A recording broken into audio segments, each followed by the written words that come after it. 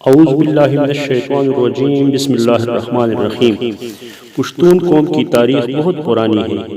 بعض مورخین کے مطابق پشتون قوم 5000 سال اور بعض مورخین کے مطابق پشتون قوم 7000 سال پرانی ہے۔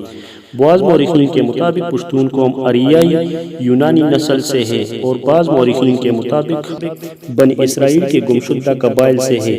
ان کے مطابق جب افغانستان کے بادشاہ بخت نصر نے اسرائیل پر حملہ کر دیا تو بنی اسرائیل کے بہت سارے لوگ غور کے پہاڑوں میں جا بسے اور یہاں سے دیگر علاقوں میں پھیل گئے۔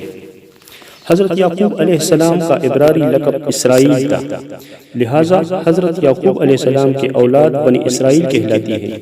حضرت یوسف علیہ السلام سمیت حضرت یعقوب علیہ السلام کے 12 بیٹے تھے۔ ابتدا سے ہی اسرائیل 12 قبیلوں میں بٹے ہوئے تھے۔ افغانستان کے بادشاہ ظاہر شاہ اور قیس عبدالرشید کا تعلق بھی اسرائیل سے بتایا جاتا ہے۔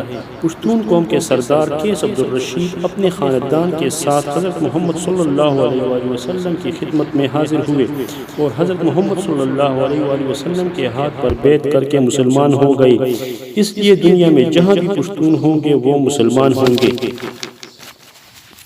اگر پشتون سے پوچھا جائے آپ پہلے مسلمان ہو یا پشتون، تو اس کا جواب یہی ہوگا کہ میں 5000 سال سے پشتون اور 1400 سال سے مسلمان ہوں۔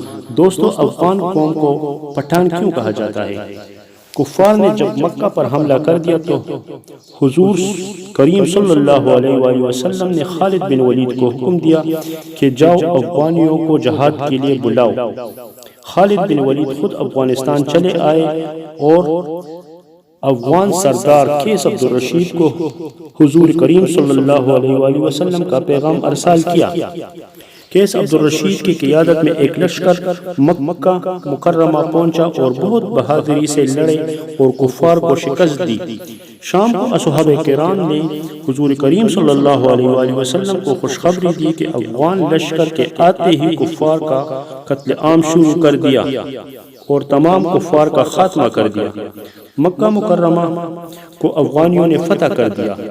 اس وقت حضور پاک صلی اللہ علیہ وآلہ وسلم کے زبان مبارک سے بتان کا لفظ نکلا۔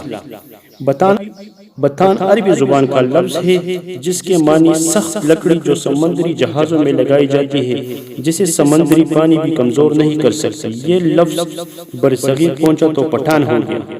والسلام۔